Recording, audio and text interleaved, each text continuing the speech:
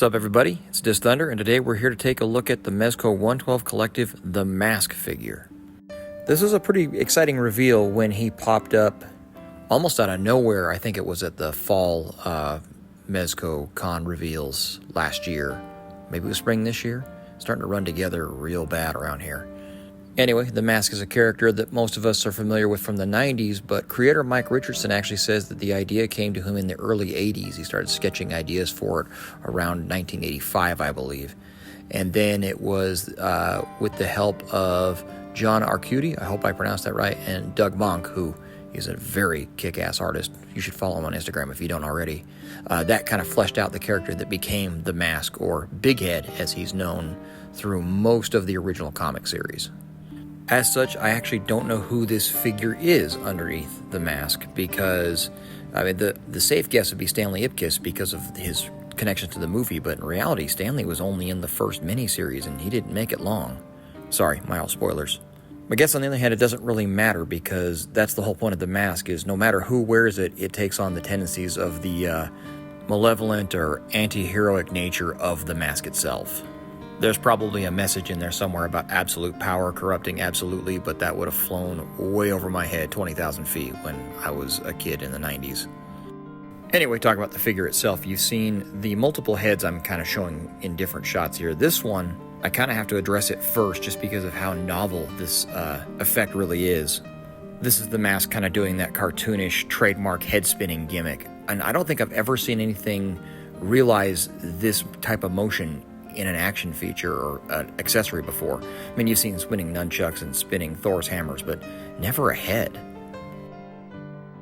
Despite its kind of freakish proportions, I'd say this is probably the most conventional of the three, with the big toothy grin and the side eye.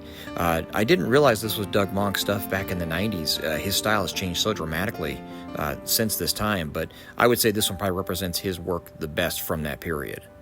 Then you've got this last one with the bullet hole in the center of his forehead there, with a little bit of blood dripping down from it, demonstrating just how invulnerable and how indestructible the mask makes its wearer. While I think 3 heads is a pretty good amount to include with this figure, I think the sky was really the limit as far as the goofy variants and options you could have given him. But, you know, at some point you've got to try to make a budget, right? The same thing could definitely be said for his weapons, like this Nightmare Fuel piece right here. It's belt-fed on the left side. It's removable right there, as you can see. You've got 2 removable banana mags that fit in tandem at the bottom of this thing. I have no idea how the mechanics of this thing could ever actually work, but who cares? There's 3 Gatling gun barrels. Looks like maybe a mini missile, maybe a phaser. There's a faucet, a rubber ducky. This is the kind of thing that happens when you have way too much candy before you go to bed. That's where this kind of stuff comes from, I think. That would make this one the more conventional of the two, which is a frightening prospect. This is a whole family of revolvers, all that have holes for blast effects, by the way, in case you're wondering. Both these weapons do. And I think I might have enough blast effects to fill them both if I look hard enough. But even cooler, you can separate the revolver section from the front of that space blaster thing, and you can put on what looks like a rocket pod. Oh, only goes on one way, in case you didn't know that. And it looks something like this. This is wild. It's just very cool. If you prefer your shooting implements to have single barrels, you've got a Thompson, a MAC-10, and that big heavy J-frame revolver that we've looked at recently. They've obviously come with different releases, so these are just kind of a gimme, I think. Well, they probably won't go on display with the mask. It's nice to have the options, and I'm sure they'll go in the armory and find a home eventually. If that's not going to do it, though, he comes with 2 of these cast iron comic or cartoon-style bombs, with lit fuses, I might add. Moving over into articulation, this is another outing for what I think is the Constantine suit body, which we've seen in the Dick Tracy figures as well in some variation. He does have a double-jointed neck, though. There's the piece that goes down on the collarbone, and then there's the barbell at the top. This is more conventional style than some of the other figures we've had, so that means presumably you could give him any head swap you like if you want to have somebody else take the power of the mask. There is a ball-jointed shoulder. The cut of the suit is going to limit your range upward, as you would expect. There is a bicep swivel that allows you a little bit more fine-tune for gun holding, and then a really good double-jointed elbow here again. Also, the wrist joints are very free-roaming on this particular figure. There's a lot of range open there. See the upper body joint there, the thoracic joint?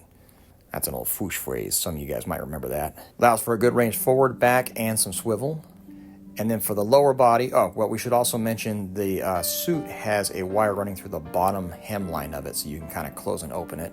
Back to that lower body, there's a ball-jointed hip that allows for good range forward and good range out, really. I'll get to that. Really good double-jointed knee. And then this continued dress shoe with a really nice ball socket ankle thing they're doing, which is great. But yeah, our range is actually not bad at all either for a guy in suit pants. A phrase I am saying an awful lot of late. Because there are no other The Mask figures to compare him to, we'll start with a Black Skull's Death Brigade figure to give you an idea of relative scale. This is probably about what you pictured in your head before you saw the figure. Here he is with Supreme Knight Batman, which is going to be a comparison that's about what you expected, not only from me to show it to you, but what you're probably anticipating for the figure itself. That means, like Constantine and Dick Tracy, this is about a 6-foot guy in scale, in a suit. Here he is with one of the more recent Marvel Legends Iron Man figures, because he was on my desk, so there he is. And here he is with the Jazzwares Master Chief, because I was running out of ideas, so I was just kind of grabbing figures at random to compare them to. So as it stands right now, the mask is available for waitlist only on Mezco Toys' main site. However, I think he is still available at Big Bad Toy Store and at Entertainment Earth. I want to say the latter he is a pre-order. Which is good news because I would hate to see this figure be another piece of unobtainium because this is just a really fun figure to have. There's something undeniably enjoyable about getting these figures of these characters that I may have had a random figure of back in 94 or 95. And now, 30 years later, I've got another one that's been done with 1/12 scale and tailoring and unique sculpts in the whole 9 yards. It's been happening with Dick Tracy figures, and now it's happening with the mask.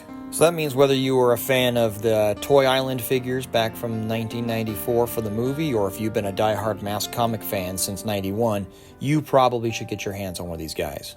And speaking of, thanks to Mezco Toys for helping me get my hands on this one so I could review it for you guys, and thank you for coming and watching the review. We will talk again soon. Bye.